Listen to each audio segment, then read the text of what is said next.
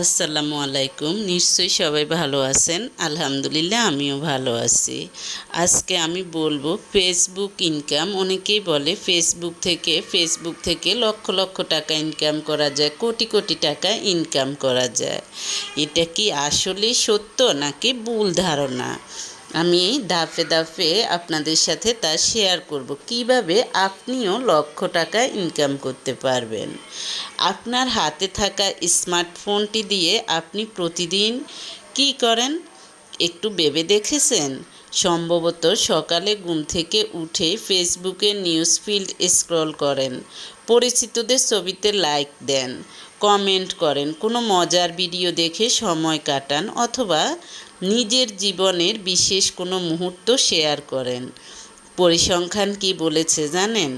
গড়ে এর ব্যবহারকারী দিনে অন্তত 2 থেকে 3 ঘন্টা সময় ফেসবুকে যারা কাটায়, মাস শেষে এটা হয় 60 থেকে 90 ঘন্টা। অনেকে আরও বেশিও কাটায়, তবে অনেকে আবার এর চেয়ে কিছু কমও হয়, তবে ম্যাক্সিমাম এটা। কিন্তু কখনো কি নিজেকে প্রশ্ন করেছেন, এই বিপুল পরিমাণ সময় ব্যয় করে আপনার কী প্রাপ্তি, অর্থাৎ আপনি কী পেয়েছেন? অধিকাংশ মানুষের উত্তর হবে শূন্য। অথচ ঠিক এই সময়ে আপনার মতো সাধারণ অনেক মানুষ আছে, তাদের মেধা, সৃজনশীলতা এবং আপনার দেওয়া ওই সময়টুকু কাজে লাগিয়ে প্রতি মাসে ঘরে বসে আয় করেছে হাজার হাজার, এমনকি লক্ষাধিক টাকা। তাহলে আপনি কেন বসে থাকবেন? ফেসবুকের এই নীল দুনিয়াকে কেবল বিনোদনের মাধ্যম না রেখে উপার্জনের হাতিয়ারে রূপান্তর করতে পারেন। তবে শুরুতে আপনাকে একটি সত্য স্বীকার করে নিতে হবে, ফেসবুক থেকে আয় করা যতটা সহজ ভাবা হয় ঠিক ততটা সহজ নয়। আবার একে যতটা কঠিন মনে করা হয় ঠিক ততটাও কঠিন নয়।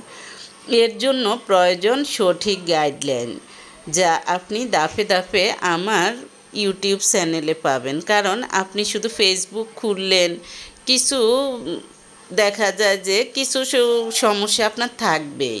আপনি যদি সবগুলো প্ল্যাটফর্ম সঠিকভাবে পূর্ণ না করেন, তাহলে আপনি কখনো ফেসবুক থেকে ইনকাম করতে পারবেন না। আপনার ভিউ হবে, ফলোয়ার হবে, কোনো লাভ হবে না।